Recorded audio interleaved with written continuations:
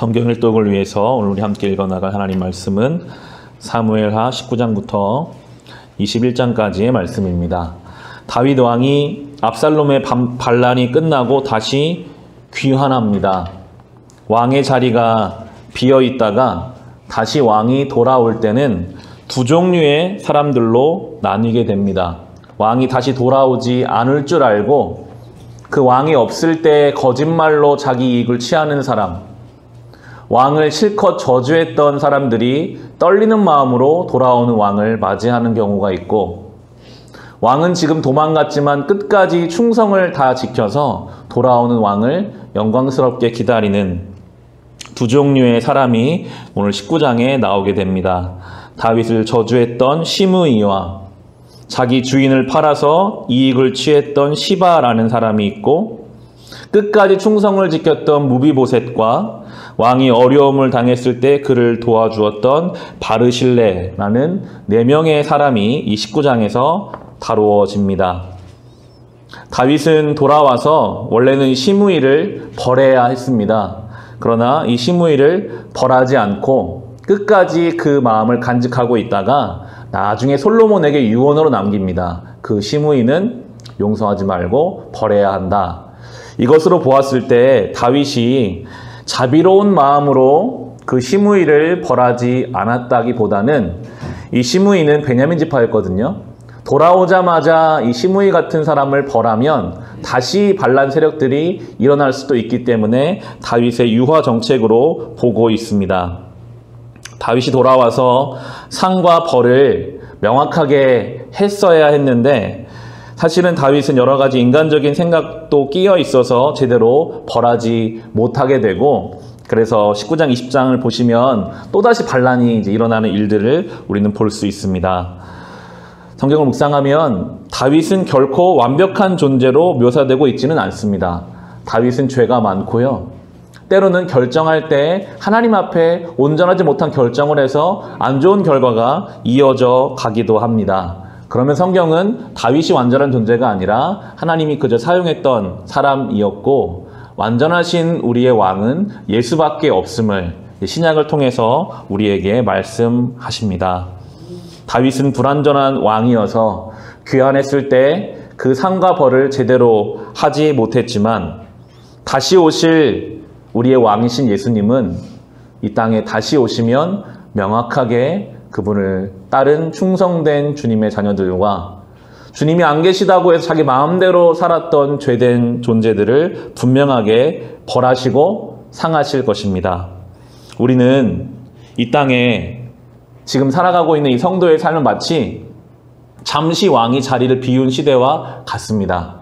우리 눈에 보기에는 주님의 말씀이 땅에 떨어져 있는 것만 같고 저 세상의 세력이 득세하는 것 같습니다. 그래서 어떤 이들은 하나님이 없다라고 자기 마음대로 삽니다. 이 시대의 흐름에 맞춰 자기 욕심을 따라 살아가는 이 시므이 같은 사람, 시바 같은 사람들이 많이 있습니다. 그러나 분명히 주님은 다시 오십니다. 그 주님이 안 계실 때 어떻게 살았는지를 다 아시고 그것을 상하시고 벌하실 것입니다. 그때 우리가 살펴봐야 할 사람이 바로 이 무비보셋이라는 인물입니다. 무비보셋은 다윗 왕이 도망갔을 때 끝까지 충성을 지켰습니다. 19장에 24절 보시면,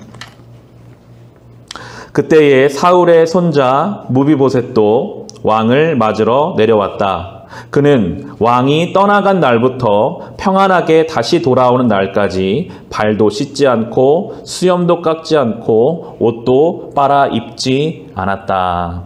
무비보셋은 절름발이어서 왕을 따라 같이 가지 못했습니다. 그래서 오해를 사기도 했습니다. 그러나 무비보셋은 다윗 왕을 향한 충성을 끝까지 지켰습니다. 다윗은 그를 나중에 다시 복원해 주게 됩니다. 어쩌면 우리의 삶도 이렇게 주님이 이 땅을 잠시 비우시고 다시 돌아올 때까지 우리도 주님의 이름이 땅에 떨어지면 이 무비보셋처럼 안타까운 마음으로 함께 슬퍼하고 어떻게든지 주님을 향한 충성심을 지키며 우리가 살아가야 하는 것이 성도의 삶이라고 오늘 우리에게 말씀해 주고 계십니다. 분명히 주님께서는 이 성도의 삶을 기억하시고 주님의 방법으로 우리를 채워주실 것입니다. 이어지는 21장도 여전히 마찬가지로 이 죄의 문제를 심판하시는 하나님에 대해서 우리에게 말씀하시는데요. 우리 21장 1절을 보시면 21장의 1절을 보시면 이미 죽은 사울의 죄의 문제가 여기서 흉년의 문제와 겹쳐서 드러나게 되는데 21장의 1절 보시면 다윗 시대에 세 해 동안이나 흉년이 들었다. 다윗이 주님 앞에 나아가서 그 곡절을 물으니 주님께서 대답하셨다. 사울과 그의 집안이 기브온 사람을 죽여 살인죄를 지은 탓이다. 라고 하시면서 흉년의 문제가 사울의 죄 때문임을 말씀하고 계십니다. 죄의 문제는 언젠가 반드시 드러납니다. 다른 사건과 연결돼서 그 죄의 문제를 생각하게 하십니다. 우리가 죄로부터 완전하게 깨끗하게 살 수는 없으나 우리가 날마다 죄와 싸워야 하는 이유가 여기에 있습니다. 이렇게 예배에 나와서 날마다 우리는 죄와 싸우기를 힘써야 합니다. 그리고 주님 앞에 다루어야 할 죄의 문제가 있다면 애통하는 마음으로 다루어야 합니다. 예수님께서도 시험에 들지 않게 깨어 기도하라라고 우리에게 명령하셨습니다. 어찌 아무도 모르게 잘 넘어가는 것처럼 생각될 때도 있습니다. 그냥 이렇게 넘어가겠구나. 그런데 하나님께서는 어느 순간 어떤 일과 연관시키셔서 그 죄를 드러나게 하시기에 우리는 늘 주님 앞에 우리의 죄된 모습들을 잘 돌아보고 주님 앞에 맡겨드리고 회개하고 애통하는 마음으로 이 죄와 싸우며 살아가야 하겠습니다. 이 하루를 살아가는 동안 다시 오실 우리의 왕이신 예수님을 소망하며 기대하며 이 하루를 살아갑시다.